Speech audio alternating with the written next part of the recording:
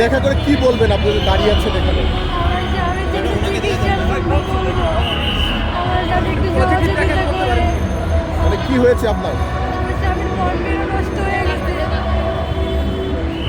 ভাই আমার একটু হেল্প করেন ভাই। আমার স্বামীটার একটু সহযোগিতা যেন করতে পারে। আপনাকে কেউ সমস্যা করছে এখানে? না, আমার কেউ সমস্যা করে না, আমার কথা বলতে দিতেছে না। আমি একটু স্যারের সাথে কথা বলতে চাই না।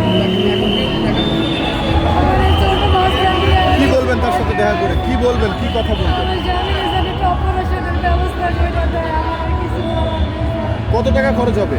20 লাখ বলছে, আমার অত সামর্থ্য নাই। আমি 20 লাখ টাকা দেবো। আপনার একটা বাচ্চা? এই আমার ছোট একটাই বাচ্চা, কতটুকু বয়স? 18 মাস। একটু বলুন তো একটু আমাদের। আমার স্বামীর বন মেরু ক্যান্সার, বন মেরু নষ্ট হয়ে গেছে। আর রোগের নাম হচ্ছে প্লাস্টিক অ্যানিমিয়া। এখন 20 লাখ টাকা লাগবে আমার স্বামীর অপারেশন করতে। আমার কাছে 20 লাখ টাকা এটা নাই। কতদিন ধরে হয়েছে? 11 মাস ধরে হয়েছে। উনি আপনার কি হয়? আমার হাজবেন্ড। হাজবেন্ড।